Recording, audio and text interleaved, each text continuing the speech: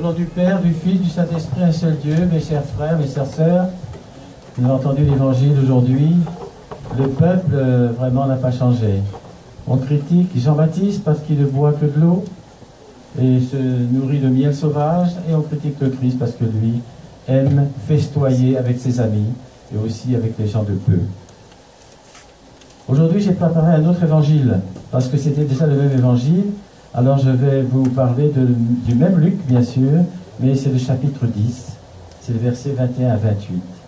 Et c'est le retour de la mission du Seigneur, c'est-à-dire, on peut dire, la loi de la charité, la loi d'amour. C'est-à-dire qu'on voit Jésus qui rend grâce au Père Céleste de s'être révélé aux humbles et aux petits. Tels sont ceux que Dieu choisit. Il suffit pas d'être petite taille, ni d'avoir toujours la tête baissée, mais l'humilité, c'est vraiment se mettre dans l'axe du Seigneur. On peut être savant et être humble, et on peut être ignorant et être orgueilleux. Donc, tels sont ceux que Dieu choisit. Tels sont ceux à qui il prédestine les lumières et les biens de la vraie vie. Sachons tous qu'on ne se rend digne d'être éclairé et conseillé et comblé même que par l'humilité d'esprit, par la simplicité et par la docilité du cœur, la simplicité de la foi. Vous voyez, les grands hommes se sont toujours fait remarquer par leur simplicité, par l'humilité, non pas parce qu'ils n'avaient pas de science ni de connaissance, mais parce qu'ils savaient que leur connaissance et leur science, ils avaient reçu du Seigneur, donc ils n'avaient qu'à être soumis au Seigneur et rendre grâce. C'est donc aux humbles que le Père Céleste aime à se communiquer. Si les touchantes révélations d'Évangile laissent froid, c'est que l'orgueil obscurcit le cœur et obscurcit aussi la lumière divine et rend l'âme insensible, inattentive aux paroles qui viennent d'en haut. Et Jésus aujourd'hui félicite ses disciples de la grâce qu'il leur est faite et il les invite à se donner à lui. Quand il dit « Heureux les yeux qui voient ce que vous voyez, bien les prophètes et bien des rois ont désiré voir ce que vous voyez et ne l'ont pas vu, et entendre ce que vous entendez et ne l'ont pas entendu. » De telles déclarations sont bien de nature à nous faire apprécier le bonheur d'avoir Jésus pour maître. Nous avons un seul maître, c'est Jésus. Aujourd'hui, on a l'impression qu'il y a beaucoup de maîtres, qu'il y a beaucoup de gens qui parlent, beaucoup de politiques qui parlent, beaucoup de méchants qui parlent aussi. Et souvent, on se laisse influencer, on se met en colère, mais finalement, on n'a pas de réaction juste. Il faut avoir toujours confiance au Seigneur et savoir que le Seigneur nous épargne, même quand notre vie est touchée. Parce que si nous votons, je parle de vote parce qu'il y a naturellement un vote, mais si nous votons pour le Seigneur, nous risquons, même si nous risquons notre vie, ça n'a pas d'importance, parce que le paradis est certain. Ce n'est pas le paradis de certains qui pensent qu'entrant au nom de Dieu, on va au paradis. Non, c'est un paradis très différent. Sous la conduite de Jésus, on ne peut manquer de rien. Avons-nous calculé le nombre immense de ceux qui n'ont rien vu de ce que nous voyons, qui ne savent rien de ce que nous avons appris, et qui, si notre zèle éclate en leur faveur, ne posséderont jamais ce qui nous est offert si gratuitement. En échange de temps de libéralité, de temps de gentillesse, de charme, de gentillesse, nous ne pouvons mieux faire que de répondre généreusement à l'appel touchant que nous adresse le meilleur des maîtres. Et Jésus nous dit aujourd'hui dans cet évangile de Saint Luc, donc, chapitre 10, verset 21 à 38, « Venez à moi, vous qui êtes tous fatigués et qui ployez sous le fardeau, et je vous soulagerai. » Et souvent, quand nous sommes fatigués, quand nous sommes découragés, quand on a tout perdu, il faut toujours être heureux. Parce que quand tout va bien, rendons grâce à Dieu. Quand tout va mal, rendons toujours grâce à Dieu. Car le Seigneur sait pourquoi les choses ne vont pas, mais il sait aussi quelle sera votre destinée. C'est-à-dire, il nous met toujours à l'épreuve. Lui-même a subi l'épreuve terrible, la mort, pour nous sauver. Alors, que prétendons-nous qui sommes ses disciples, qui nous disons ses disciples? Et Jésus nous dit, prenez mon joug sur vous et appuyez et apprenez de moi que je suis doux et humble de cœur. Si le Seigneur nous dit ça, il faut qu'on essaie de l'imiter dans la mesure de nos pauvres possibilités et nous trouverons le repos de l'âme, car son joug, le joug du Seigneur est doux et son fardeau est léger. Jésus déclare donc que la loi Le salut éternel, c'est une loi d'amour. C'est toujours la même chose, une loi d'amour. Mais qu'est-ce que c'est que l'amour? L'amour, on en parle tout le temps. Mais l'amour, pour moi, c'est pas une pensée, c'est un acte. Dans le mot amour, il y a le mot, comme dans le mot charité, il y a le mot chair. Charité et chair, c'est la même chose. C'est-à-dire qu'on donne quelque chose de soi-même. C'est-à-dire, on est prêt à se sacrifier pour donner de l'amour. L'amour, ce ne sont pas des paroles.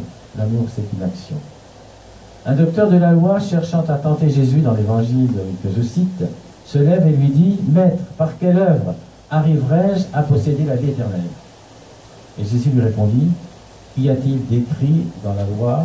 Qui lis-tu » Et le docteur répondit, « Vous aimerez le Seigneur notre Dieu. » C'est simple, mais c'est difficile. Jésus commence par suggérer la réponse. Il rappelle ce qui a été dit, écrit, répété. Dieu, en effet, ne change pas de méthode. Il approuve d'avance la réponse qu'on lui fait. Vous aimerez le Seigneur, votre Dieu.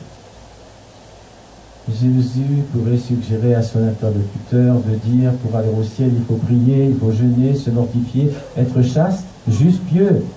Il est mieux qu'on réponde, vous aimerez. Et si vous aimez Seigneur, toutes ces autres difficultés, vous aurez vaincu, vous aurez prié, vous serez chaste, vous serez juste, vous serez pieux. C'est que la charité est l'âme de toutes les vertus. Sans la charité, aucune vertu ne plaît à Dieu. Ça vous surprend peut-être. Hein? Et une vertu qui est sans charité n'a pas de sens. C'est une vertu qui se montre, qui veut être approuvée par tout le monde, applaudie. Non, non, c'est pas une vertu, c'est de l'orgueil, c'est de la fausse modestie. L'amour de Dieu est la loi du salut éternel. On ne peut pas tricher avec ça. Donc, réjouissons-nous, et comme chrétiens, malgré les épreuves, malgré les difficultés, malgré l'époque terrible que nous vivons, malgré les persécutions, malgré les crimes, malgré les attentats, réjouissons-nous. Parce que c'est une loi d'amour qui nous est proposée.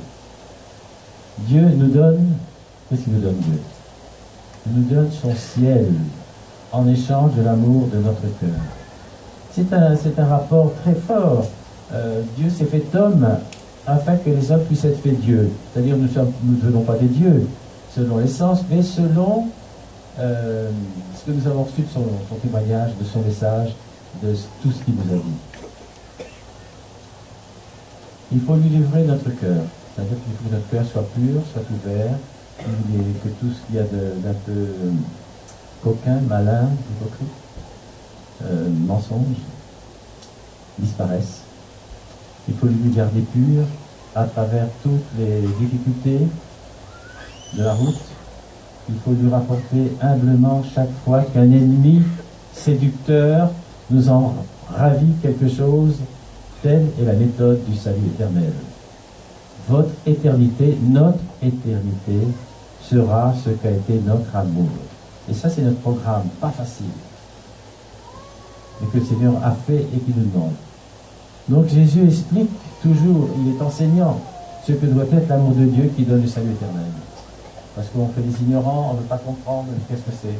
On le sait, mais on triche. Votre Dieu, notre Dieu, veut être aimé en Dieu. Parce qu'il est le roi, il est le souverain de notre vie. Qu'est-il donc ce Dieu pour qui Jésus réclame si impérieusement un amour de choix? Il est l'être infiniment parfait. Il est souverainement bon, il est libéral et miséricordieux. Le pape François, justement, a lancé cette année l'année de la miséricorde, pour qu'on se souvienne que le Seigneur est miséricordieux. C'est lui qui nous a préparé nos affections légitimes, notre femme, notre époux, nos enfants, nos professeurs, nos collègues, nos amis. C'est lui qui les cultive, c'est lui qui les éternisera. Et qu'est-ce qu'aimer Dieu de toute son âme? C'est être prêt à donner notre vie pour lui et accepter toutes les épreuves. Nous avons l'exemple des martyrs. On ne sera peut-être jamais martyr, mais on sera quand même martyr sans être crucifié pour autant, parce qu'on aura fait la volonté du Seigneur. On sera des témoins du Seigneur par notre exemple. Et on aura essayé de convertir ceux qui ne connaissent pas le Seigneur. Ça, c'est ce martyr-là qui nous est proposé. Mais peut-être un martyr plus grave, parce que les événements sont durs et il ne va pas falloir trahir le Seigneur. Il n'y aura pas de solution. C'est-à-dire, il va falloir aimer Dieu de toutes ses forces, de toutes nos forces. Et qu'est-ce que c'est que nos forces? Ce n'est pas nous-mêmes, c'est l'Esprit Saint qui, au baptême, nous a donné cette force d'être des chrétiens. C'est employer donc toute notre force à résister aux ennemis de Dieu. Et Dieu sait s'il y en a. Ce n'est pas seulement ceux qui ont des kalachnikovs en main qui sont les ennemis de Dieu. C'est parfois ceux qui sont très gentils avec vous, qui vous séduisent par des paroles bizarres et qui veulent vous entraîner vers des choses contre le Seigneur. Mais vous n'en rendez pas compte parce qu'ils sont aimables apparemment. Mais ils veulent votre mort. Et ceux-là sont peut-être plus graves. Et pour la cause du Seigneur, il faut essayer de remporter des glorieuses victoires. Donc ensemble, si vous voulez bien, vous comme moi, il faut que nous méditions ensemble toutes ces définitions qui sont un peu, on peut dire, l'abrégé de toute la doctrine du salut. Et remarquons ce qu'ajoute le même texte sacré: vous aimerez votre prochain comme vous-même. On aime Dieu, bien sûr, et notre prochain, parce que si on n'aime pas notre prochain est à l'image de Dieu. Nous sommes tous créés à l'image et à la ressemblance de Dieu. Comment, en effet, vous flattez d'aimer Dieu si vous n'aimez pas ce qui est à Dieu? Tout est logique. Vous n'aurez le cœur d'un enfant de Dieu qu'à condition d'aimer du même cœur aussi, parce que notre chair aussi est là, ceux qui vous donnent pour frères. Et Jésus répond, vous avez bien répondu, parce que toujours, il y avait toujours des interlocuteurs qui voulaient savoir pour être instruits, mais qui voulaient savoir, peut-être pour le piéger aussi, pour savoir que si vraiment il faisait ce qu'il disait. Tel est le chemin du ciel, et c'est ce qu'on nous propose, le chemin du ciel. Donc, il va falloir le prendre hardiment, nous-mêmes, ce chemin, et pour y avancer, n'épargner désormais ni notre temps, ni notre travail. Du reste, n'est-ce pas au bonheur que l'on vous convie? Qui est heureux, ce nom, celui qui aime. Et plus il aime, plus il est heureux. Et ça, c'est ce que le Seigneur nous demande. Lui nous a aimés, il s'est sacrifié pour notre vie. Il nous demande en retour d'essayer de l'aimer à travers nos limites, à travers nos transgressions, à travers ce qui ne plaît pas à Dieu. Mais le Seigneur nous pardonne quand nous faisons la repentance, quand nous regrettons sincèrement nos erreurs, nos fautes, nos péchés. Et vous savez que ce qui est grand dans le christianisme, c'est justement ce sacrement de confession. Et ça, je trouve très très beau, ce sacrement de confession. Comme je dis souvent, c'est pas un châtiment, c'est pas un questionnaire, c'est une thérapie pour l'âme, pour la guérir, cette âme. Et c'est un remède pour l'immortalité. Donc, si on a ce remède pour l'immortalité, notre mort sera plus facile à accepter si c'est une mort violente, une mort voulue par les ennemis de Dieu. Mais je ne vous demande pas ça. Je demande que la sagesse revienne dans les États qui souffrent tôt, les États, la politique, qui se rendent compte que vraiment on est arrivé à un moment où la folie des hommes est vraiment trop grave. Donc sachons aussi que le Seigneur nous guide, nous garde, nous aime et nous craignons. Que la bénédiction du Dieu Tout-Puissant, le Père, le Fils et le Saint-Esprit descende sur vous et reste pour toujours. Amen.